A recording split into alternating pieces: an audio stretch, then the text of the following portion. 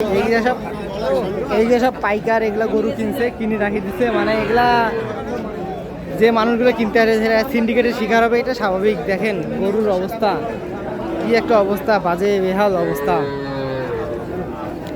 ছোট ছোট গরু বিক্রি হচ্ছে। কত যাচ্ছেন দাম? এটা দুইটা জোড়া 105 আছে জোড়া, দুইটাই ষাঁড়। এদিকে সব ছোট ছোট গরু। এগুলো কত যাচ্ছেন চাচা দাম? 62 যাচ্ছে। কয় দাঁত হয়েছে? দাঁতে নাই, দেশি একদম 62 যাচ্ছে, দাঁতে নাই। গরু অনেক, হাটে গরু অনেক। এদিকে সব ছোট ছোট গরু। গরুর বেহাল অবস্থা, কি বলা যায়, একদম। হাটটা অনেক বড়, একদম বড় বড় ইয়ে আছে। এটা বিক্রি করার জন্য না কিনলেন? বিক্রি করবেন। কত যাচ্ছেন? হ্যাঁ, এইটা 50 চাচ্ছে।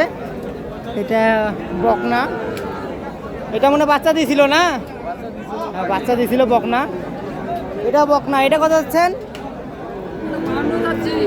হ্যাঁ 52 50 ভাঙিয়ে আসবে। এদিকে সব বকনা বেশি, ষাঁড় গরু কম, ষাঁড় গরু সামনে আছে। ভাই এটা কত যাচ্ছেন? শাহিবল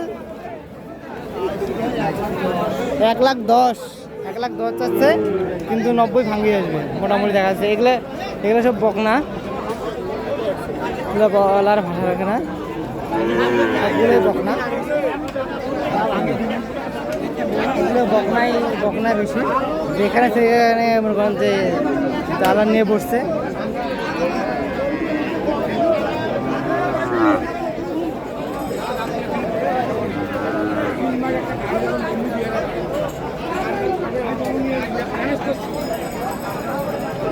কর্নারে গরু, এগুলো সব বকনা। এগুলা গরুর দেখা মানে একদম বিপদ। যেখানে সেখানে কাদা, গোবর, গরুর পায়খানা, একদম বেহাল অবস্থা। হাটে হাঁটা যাচ্ছে না, একদম করুণ অবস্থা। দাম যাচ্ছে 80। তারপরে যে গরম লাগতেছে, একটু সাহায্য বসতে পারলে ভালো হইতো। এগুলো সব বকনা।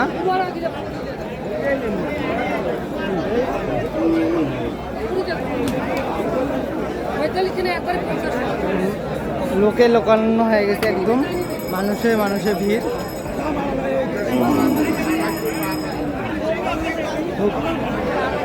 চলবে।